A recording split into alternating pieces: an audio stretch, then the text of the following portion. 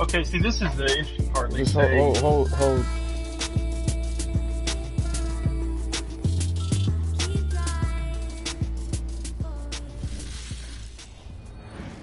Welcome to another edition of the Gaming Pulpit slash what do you call it? Take a Break podcast, right? So we are going to talk about a few subjects, and I'm a little discombobulated now because tax shit. I never received some sort of tax issue on my account there. So anyway, there will be a giveaway with this video. Um, so just follow the instructions. There should be a blue screen with some instructions to tell you what to tweet. But we are going to be talking about a couple different things. The first one being Nintendo Switch numbers, Microsoft numbers, and what that all means for Sony. And lastly, we're going to be talking about Bethesda, no, not Bethesda, Activision Blizzard nonsense. So without further ado, let's start talking about the Switch. Supposedly they literally, I think they're on pace of accelerating faster than what the PS5 would be selling at the moment. Or PS4 rather be selling. So it's 52 million units since March of 2017, which essentially completely outsold the Xbox One in all its iterations. I mean, yeah, we can sit there and say that the Xbox had a slow start and the generation is over, but at the same point in time, I think it's not about what Microsoft is doing. It's more along the lines of what Nintendo is doing. What exactly is causing this to happen?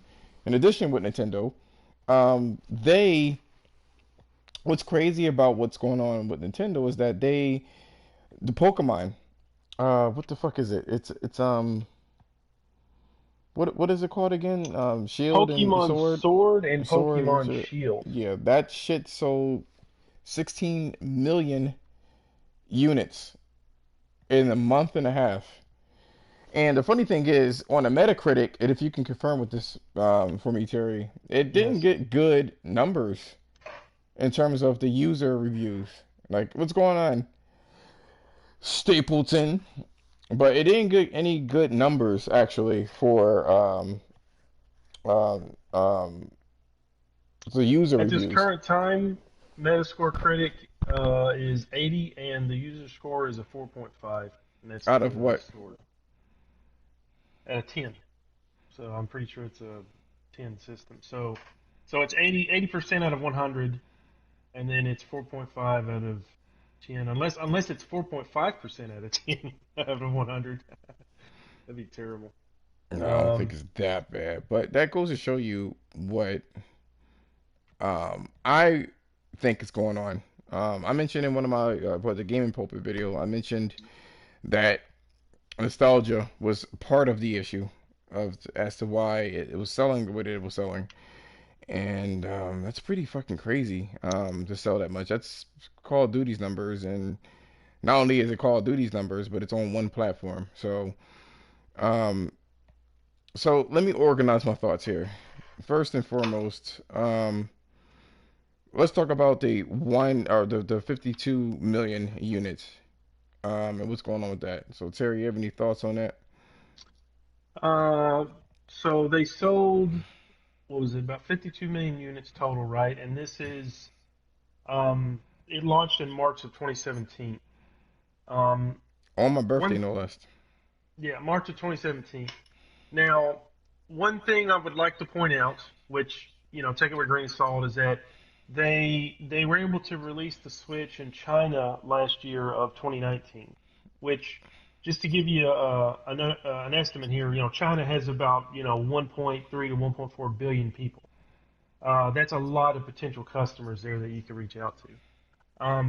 Now it's the Wii had a lifetime sale of about 101 million, and the Switch is about half that.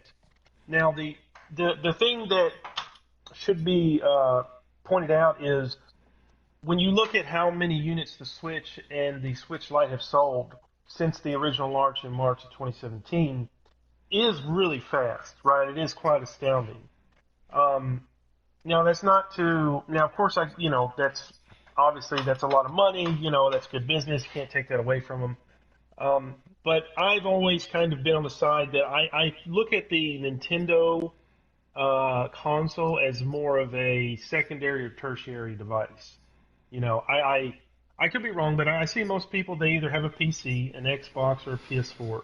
And I feel like the Nintendo is kind of like like I said, their secondary or kind of tertiary device. It's like it's not the way that it's marketed in the kind of games they have. I don't look at it as like a direct competitor. I see it as kind of like this kind of alternate source of entertainment. But the problem with this situation is that is that the Switch, even if it is a complementary system, it's still basically like half the numbers of the PS4 at the same time. Even no matter how you slice it, it's still those numbers. And well, you also have to look at real quick. You also have to look at the exclusive IPs that Nintendo has held onto for such a long time and have such an old Blueface. fan base. When you look at Zelda and Mario and Pokemon and stuff, it's like they kind of got a stranglehold on that. So like if you have a big market of people, I'll use a quick example. It's like Marvel, right?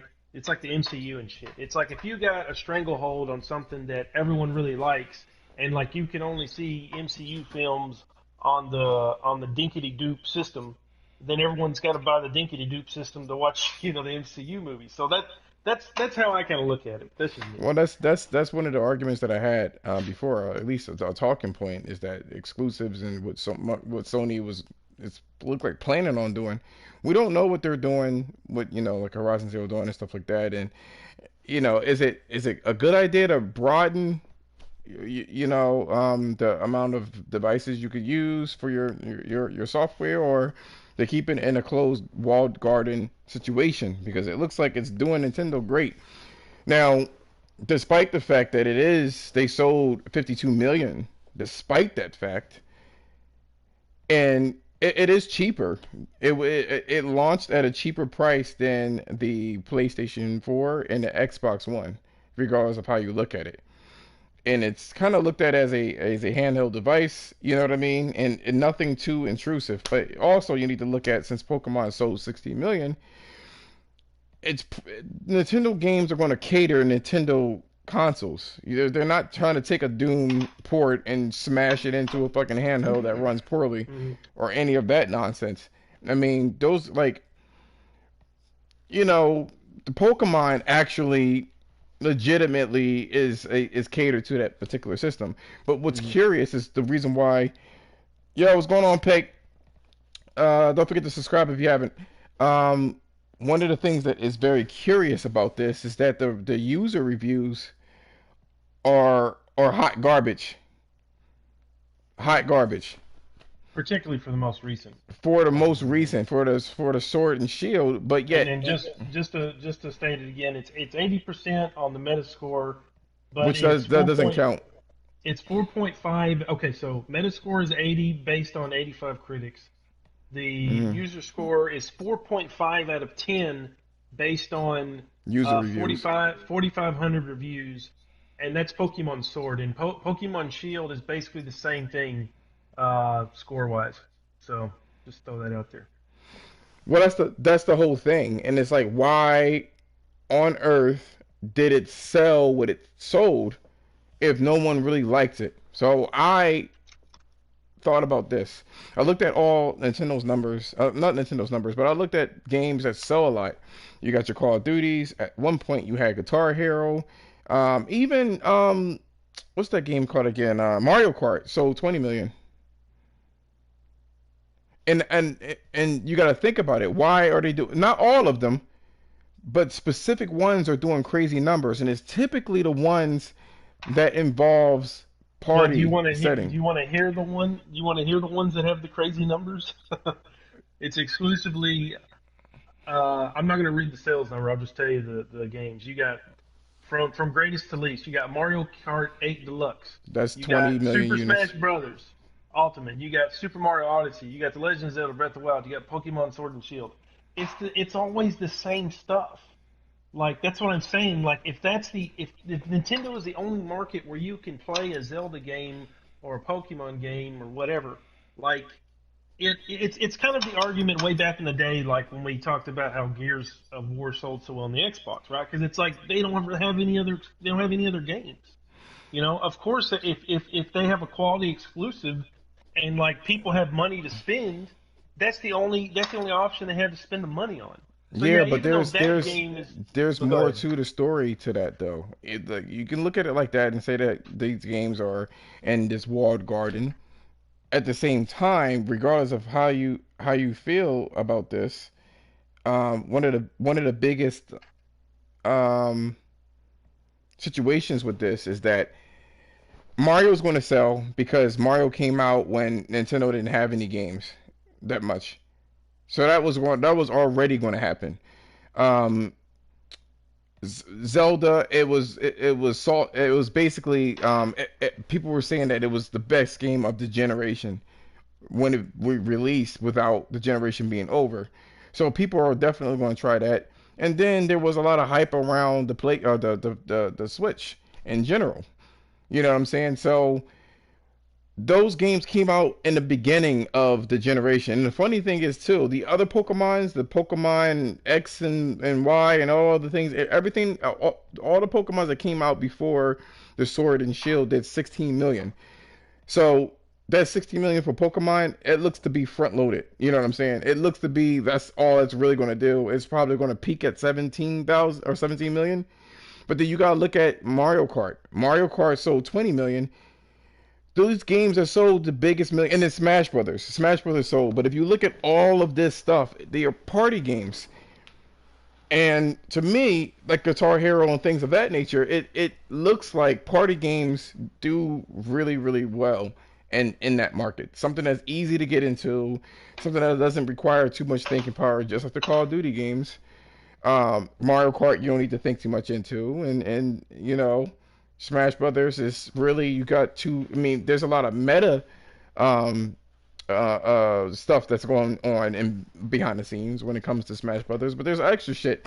I mean, it's for the most part simple entry. What I believe is going on is that let's say I'm a Nintendo fan and there's already hype with the Switch, and I'm gonna want my friends to play Smash Brothers with me, and then on top of it, you got the nostalgia on top on it. You know what I'm saying? And Nintendo stuff by default is nostalgic. Now, there's this guy named Arsenic, and for some reason he's super competitive, but he messages me or he comments on one of my videos. Is like, it's not nostalgia. It definitely is nostalgia that has to do with the sales. It definitely is. Definitely. You know, Nintendo stuff because they were out so long is nostalgic, and then with Sony, it's like their third parties. I mean, their first party stuff. They have realistic characters that age. So it's kind of hard to keep milking that over and over again. Not to say that Nintendo's milking it, but still, you know, I, I guess that's solved. That particular issue is solved to me in terms of why these exclusives are selling because people are definitely stating that Sony should keep their stuff exclusive as well. Um, if you bought a Switch, you have to buy a Zelda game or a Mario game or a Pokemon game. It's supplementary to supplementary console for the PS4 and the Xbox, which is true. It's not encroaching on anything else. You don't really have to pay online to do it now. You do, but at the time of the release, you didn't have to pay online for any kind of multiplayer stuff. You're right, but usually when you and that's why they're so front loaded. I underestimated the amount of Nintendo fans. I mean, I really did. I underestimated that. They like their shit. It's just bottom line. That's what's going on with them. But I think the more curious thing is why the Switch is selling so well and what the Switch is going to do after the PS5 is released. You know what I'm saying? Because the Switch was released kind of like mid-generation. So it's like there's going to be a lot of hype and buzz with the PS5 and stuff like that. And I can see why Sony is real quiet about their shit. You know what I mean? Why they're not saying anything in particular about the PlayStation 5. I mean, they're building up hype clearly, and they're going to have to play strategic because of the way that things are going with the market, and Nintendo's being really, they can't fight Nintendo directly. On the contrary, you got Microsoft numbers that we're going to talk about now. Um, they just released um, the numbers for the Xbox sector. Let me see. I think they're going to resell something like a Switch Pro. Well, there was a investors meeting, right? And they clearly was like, we're not making a Pro. We're not doing any revisions either. So they can't lie to their investors. So that's already out. They're not doing that. Um, Terry, if you could just read off, if you have it available, how badly the Xbox sector is doing for Microsoft. So, Without any uh, kind of explanation, I'm gonna let you do it, but just read the numbers for now. Microsoft in general is doing not so well. They with the holiday quarter they went down about 21%. The Xbox physical sales in terms of the system that went down about 43%. 43. Um, games, yes, game sales and services from the Xbox went down about 11%. Um, and then, of course, while the Xbox Game Pass is improving, as you know, Microsoft, they have, I don't know how long it's been, but they no longer report like their monthly Xbox Live users, It's been like four in terms years. of activity, It's been like 4 years. um, which that's kind of telling in and of itself. But yeah, so that's kind of the numbers. Now, in terms of money, I'm not too sure exactly how this works, but in terms of like the games and services as well as like Xbox platforms, like the downturn there, they say it's about 295 million. So I mean, it's a lot of potential revenue that they could have that they're missing out on. On what So again? What was this? this is, I believe, the 295 million pertains to the physical sales of the Xbox platform, as well as the game sales and services provided on the Xbox platform. So you combine that, that's about, with that holiday quarter, that's about a $295 million downturn. So, So let's talk about these numbers. Firstly, let's tackle the hardware being down by 42, almost half, essentially, mm, what they did last year. Now, a lot of the fans for Microsoft attribute this to the generation ending, basically. So they're like, okay, well, the generation is ending, then no one gives a fuck, and they're waiting for the Xbox Series X whatever the fuck these consoles are called. I don't fucking care or know. Um, mm, that's what they're attributing it to. Now there is some downturn with the PlayStation 4, but the funny thing is, I saw on Instagram and Twitter that there were still like families that are purchasing the PlayStation 4 with that bundle of Horizon and God of War and whatnot. I was really shocked that people were still buying that shit, especially with the PlayStation 5 around the corner. To me, that was a little bit shocking. So I don't think, even though there's a downturn just for PlayStation 5 in general, I don't think that that's really, they didn't drop that low in terms of what they, what the numbers were in general. So it's 50% drop in hardware is basically saying that no one wants your shit. And another guy, he kind of has access to the MPDs. He basically stated that the Nintendo Switch outsold the Xbox by a little bit. So we can surmise that Xbox, and it's all of it, just totality. Um, Essentially, they sold maybe about like 48 to 50 million units in a span of like 7 years. And it's like, I mean, and they're front loaded in the United States. Everywhere else is not. It really isn't. But just keeping it on hardware based. Terry, what do you think the reasoning is? What's going on with this? I think it's quite simple. I think that, I mean, if you look at the life cycle, which is about to, this generation is about to come to an end, probably at the end of this year, next year. I mean, really, what is the Xbox really offered? I mean, if you look back at last generation, Xbox actually had there was a lot of stuff that they offered, but also simple things like the Xbox Live network at large was off to a pretty good start, Well, we're while just talking about PSN, hardware yeah, for had some now. problems. But fast forwarding back to this current generation, there's really nothing that the Xbox has really offered uh, compared to what Sony does. Well, they Like offered the Xbox One X, so what do you like? What about that?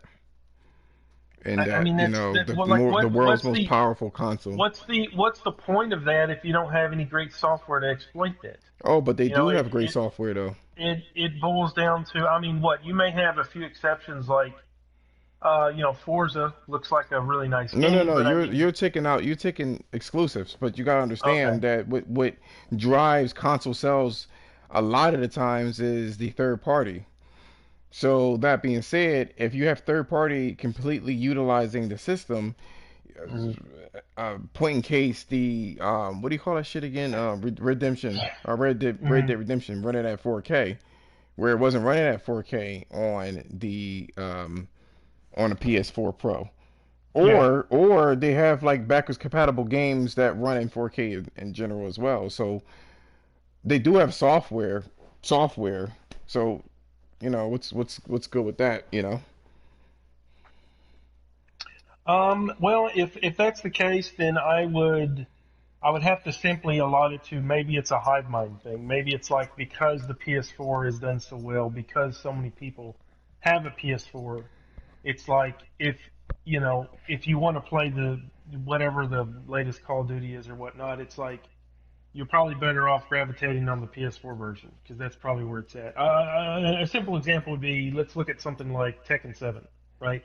Tekken 7 is available on the Xbox, right? But no one plays it on the Xbox. All the competitive stuff they do, the whole community, everybody's on the PS4 version, you know? And just like, it's just, maybe it's just a hive mind thing. Maybe because everyone's there, whatever.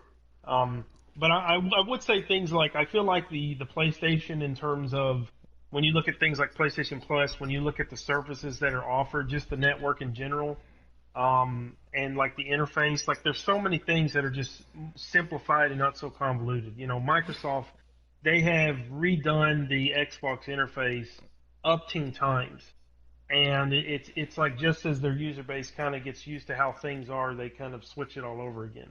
Well, it may not be a Um, bad thing though. That's the whole yeah. thing. Like the way I look at it is like, and let's move on to do I want to say hardware?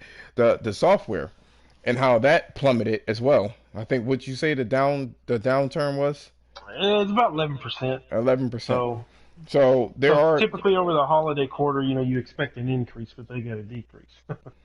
So, so that's the whole thing. The whole thing that is an issue is, quite frankly, how can I put this? Um, where what's happening in that case? What's actually happening? mm, That's my question. So that's the whole thing. Whoever gave me that tweet there, stay within, or whoever's giving me tweets, I should say, stay within the to the end of the podcast, and I'll announce the winner there. hold on to your twat. So Yeah, I mean, I try to be. I know it's kind But of give early. me one second. Give me one Yeah. second. I try to be as fair as possible. So you got to be fast with this shit. That's about as fair as. The only thing that I can really say is be as fast as you can if you didn't win it. But other way than that, yeah. Go on. What were you gonna say? I mean, I know it's kind of I guess an exhausted kind of statement, but I think it just really boils down to, I mean, what is, you know, there's really nothing that the Xbox is really offering Backwards that compatibility. Sony really isn't doing better. Yeah, now I will say the one neat thing that they do have is that the backwards compatibility system that they have, that if you actually look, when people play like older games and stuff, like it does improve image quality and like maybe some aliasing issues and stuff. So I mean, that is kind of a neat feature, but it's not the end all be all, because if it was, then everybody would, everybody to be on the Xbox, right? So, I mean, backwards compatibility does have a demographic, but I don't think it's as impactful as some people think it is, in my I opinion. mean, it can be, you know what I'm saying, but it doesn't hold that much weight. But I'm trying to be as fair as possible when it comes to, you know, just the consoles and I mean, yes, you know that just due to my name, all things Sony. Mhm. I'm trying to be as objective as possible when it comes to this stuff and really try to get to the reasoning as to why it doesn't sell the way that it sells.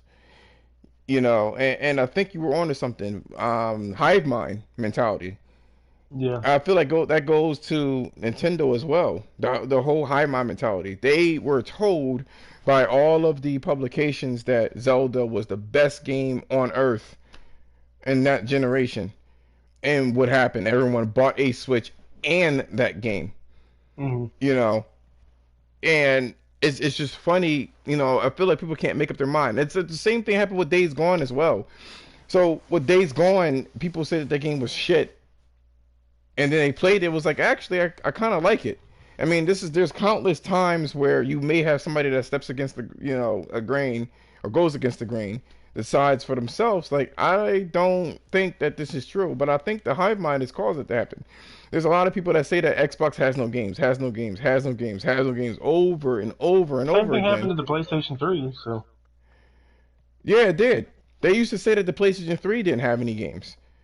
I don't know if you guys remember that. I don't know if you're too young or whatever the case is, but when the PS3 came out back in 2017, no, 2006, um, they say that the Xbox was superior, it had better graphics. They also said that, which is partially true because it was hard to develop for, but they also said that it had no games, despite the fact that there were multi-platform games, and the only games that was really exclusive was Halo. And what was the other thing that was exclusive? Gears of War. you had Gears of War. You also had You you got can't to keep in say mind you had Forza stuff because like nobody cared about Forza at the time. you had stuff like it was only for a short time, but you had stuff like Mass Effect as well. Mass Effect 1 and 2 that were kind True, of timed true, exclusives. true. They had Mass Um, Effect as well. Also, when you look at games Gears of like War. Fallout 3 that did really well, they had their exclusive DLCs and stuff, for the Xbox. They did the same stuff to Skyrim. So I mean, for that first, 3 or 4 years or so, the Microsoft Xbox had a really good lead on Sony. So it took Sony a couple years to Romero, that's true. Like level the it playing really field. is. It really is. I'm really speculating something really good with the next generation games.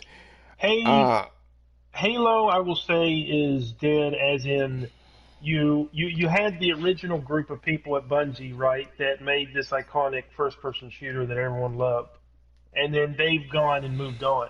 Now Microsoft owns the IP that is Halo, right? But they have other people working on it. And if you look at how the last Halo game was received and how the that Halo fan base was really disappointed, I don't really see how I don't really see how them continuing that series is going to do anything. So no, I they're mean they really have just to. selling the It's name it's it's at that point. it's an obligation at this point. You know what I'm saying? It started to go downhill with Halo Reach with his fans because Bungie was making those games. I mean, honestly, Ramiro, they do have exclusives. And they're just generally not looked at as good exclusives in public. So that's the whole thing. It's like I think it is partially a hive mind. I think it's a hive mind that kind of generates that mindset. Now, to wrap both of these situations up, which the next subject I don't have too much information on. I want to keep it that way so we can have a decent discussion on the information. What does that mean for Sony and their exclusives? I think Sony is going about their exclusives in a different way. I think that they're not using exclusives per se. They're just taking their name and saying, if you go with us, it's high quality.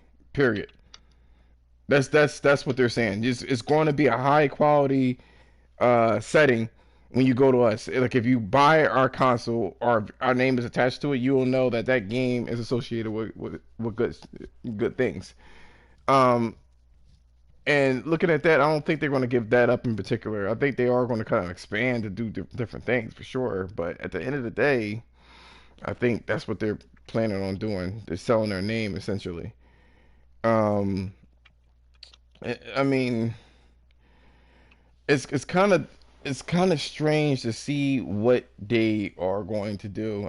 We must see what they're going to do. But our next subject is Blizzard woes. So there's a lot of information regarding Activision and Blizzard, and I'm gonna take the let Terry take the stage on this one. You know more information than I do.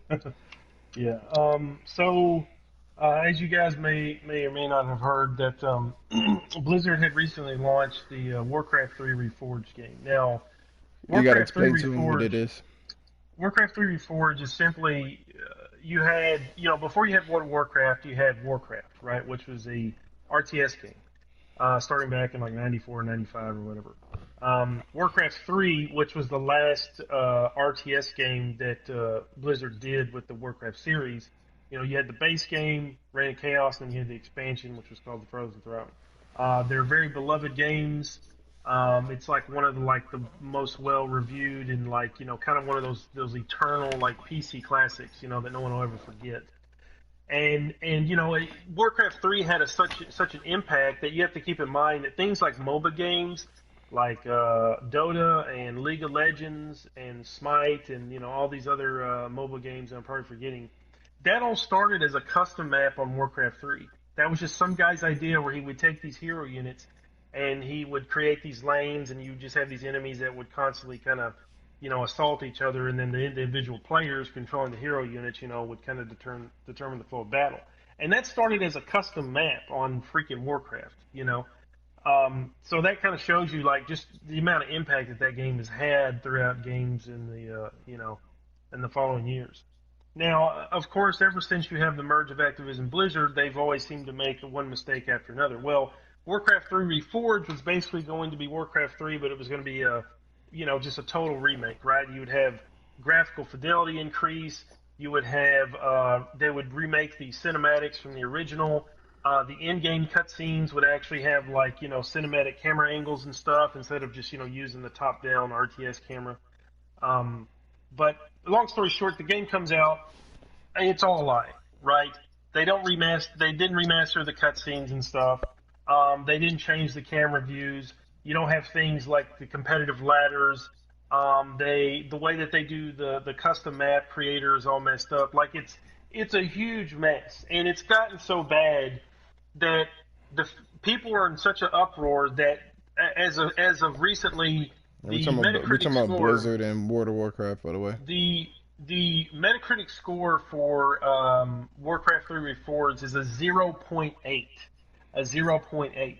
Now, of course, we know that when that happens, the game isn't necessarily that bad, but it's that the fan base is so pissed off, and Activision And Blizzard has done disgusted. them so dirty that people are willing to go out of their way to do that. I mean, you have people getting banned on the Blizzard forums because they're trying to educate their peers on how to get a refund, right? And then in some cases, like in Australia, Activision Blizzard could end up facing a lawsuit because Australia consumer laws work a little differently. So some guy who buys this game and it's hey, I don't want it, and when they return it, get their money back after a day or two, and Activision Blizzard is no, that violates the law of consumer sales or whatever in Australia, however that works.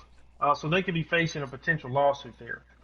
So it's a huge mess, and it's kind of sad because you would think with how well World of Warcraft Classic did, that Blizzard would be more intelligent and kind of make sure that when they came out with the Warcraft 3 remake that it would be handled with care. But no, it's they just want to basically just kind of pillage you and exploit you for every dollar, and fuck providing a quality game to their fan base. And it's kind of sad that it's not just Activision Blizzard, but Activision Blizzard is a great example of how some of these gaming companies become so ravenous in their hunger for wealth, for money, that it's they don't understand that they're destroying everything around them in the process. and that like you're gonna create such a bad public image. It's like the thing with that Hearthstone player, who won that one tournament and then said something about Hong Kong, and then Blizzard tried to scour him from the face of the earth and take away all of his earnings from his competitive matches. Like it's amazing that Blizzard used to be like one of the greatest companies. Now it's just it's I don't know. It's like Activision has turned into a parasite and destroyed the company. I don't know. It's bad, man. It's real bad. I mean, and the So, funny thing is, if you guys don't know, because maybe a lot of you guys are pretty young, man, like World of Warcraft, they haven't updated that shit, and it looks ugly. Before any yeah, kind of same update, engine and all that stuff. So, I that's mean, it. they've made some It, updates, but it's roughly the same it is thing. the same engine since '97. We're talking about the only thing that they have that's modern is texture filtering. So you won't see pixels like PS1 pixels. Like when you look at a wall on the PlayStation, the old PlayStation 1, and you see like those little squares all over the place that makes up the texture. That's the Hmm. only advancement really to it. I mean, that's a ugly game, but there's a market to be had to actually, you know, um, to remaster that. There's a market to it, and it's the whole shit is botched. What What's dangerous is I thought just crossed my mind is that what's dangerous is that when a gaming company does something like this, it sets a precedent if there's no punishment involved Right. for the goal for them to have to do this stuff. Because if they can do it and nothing really happens to them, then think of the precedent that sets. Think of like EA and Ubisoft, right, and probably some other company, that they can just kind of like Ubisoft. I mean, what was it? Ghost Recon used to be a beloved Tom Clancy series, and then they trashed it. Like Wildlands is not Wildlands, but a Breakpoint is like it's such a joke of a game. It was terrible. But yeah, it kind of sets a precedent. So it's like if they can do this kind of stuff, right? Because this is the moral of the story. If they can do something like that, they can rob people out of their refunds. They can just straight up lie to people and get away with it. Then imagine the kind of impression that has on other gaming development companies. You know, so they're like, well, Blizzard was able to, do this, and so, if this turns out bad, we'll get away with it. So it sets a really scary precedent. Yeah, it's pretty bad. It's pretty bad, but the funny thing is like, give me just 1 second. I'm trying to figure out who sent what. Hold on. Gamer up, gamer. Okay. You can continue. Um, I mean, I could rant on forever about this, but I mean, you had the thing with China and the Hearthstone tournament and how they try to take away that one guy's earnings and all that stuff. You have the issue of even with World of Warcraft right now. I think the latest patch they came out with, they just kind of slapped shit together. Like they had this really cool storyline, and then they just like wrapped it up in like an hour, basically. Right. Um, they, they, they, Right. they, they Oh, keep making Romero says these. this. He says something. Let me see here.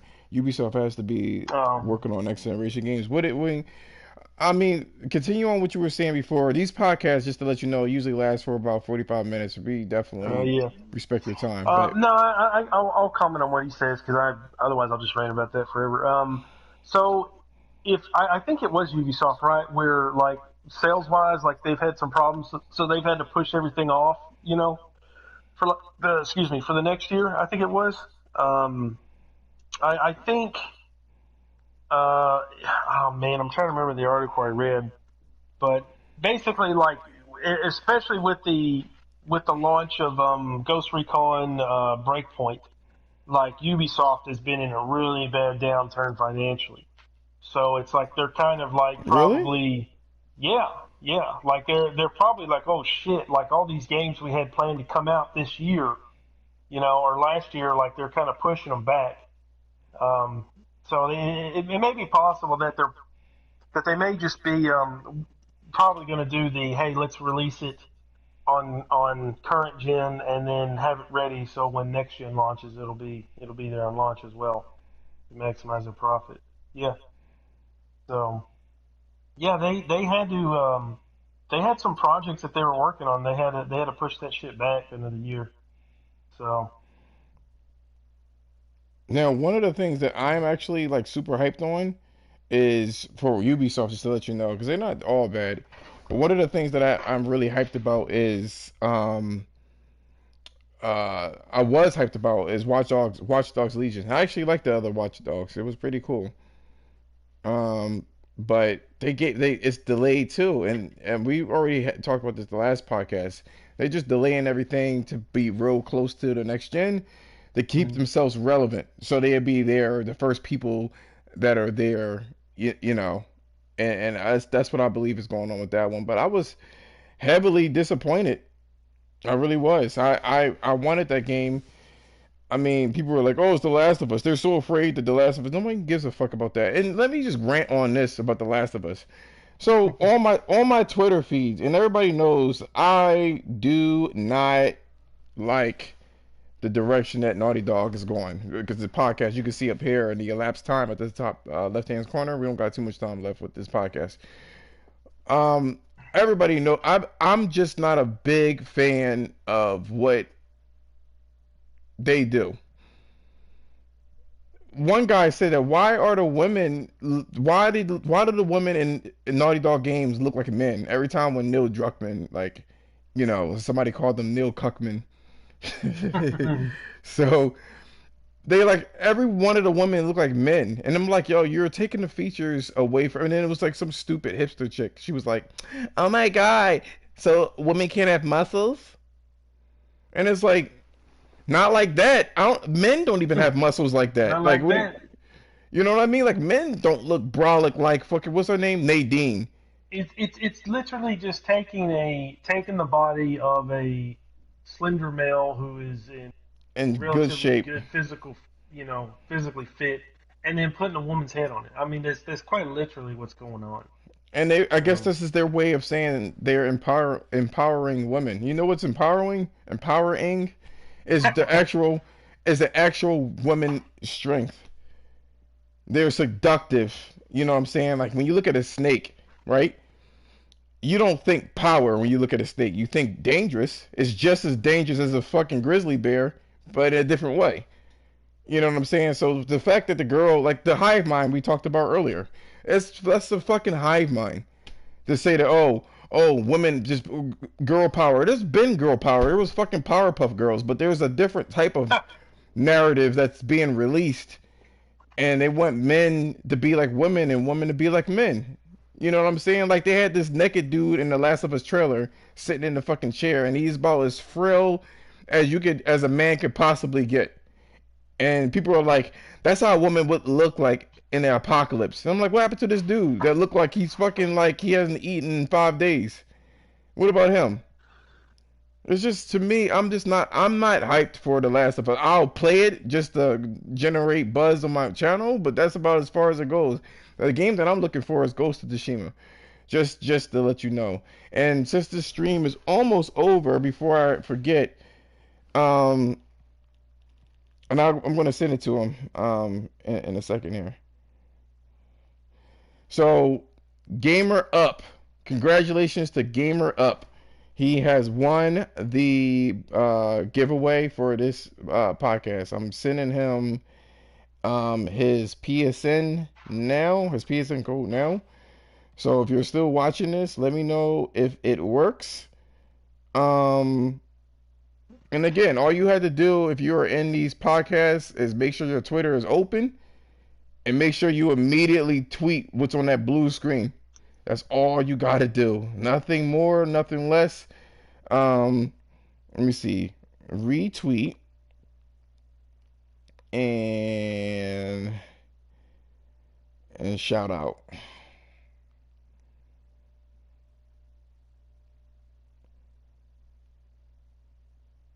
Your boy with an I. So, either way, I really appreciate you guys showing up. Like I said, these podcasts, I want to make sure it's not wasting anybody's time. I know it's Saturday. I know you guys are probably, if you're old enough, probably gonna get y'all a drink on. Probably going out to clubs or whatever the fuck you're doing. It's Saturday, do what you need to do. I'm sure on Sunday you can relax with some, with a free PSN code. Whatever you want to get online. If you're good with it, yo, you can keep like mashing that shit and you should be good. If you can collect enough of those. But help me get to 35, or excuse me, help me get to 350 subscribers, and that will be another milestone. And you guys, I'll make another podcast for basically $35. But that is the end of this podcast. Thank you guys for coming out. Let me know in my Twitter if you like this shit. If you didn't like it, let me know on YouTube if you liked it or didn't like it. And peace out, guys. I'm about to take my ass a nap.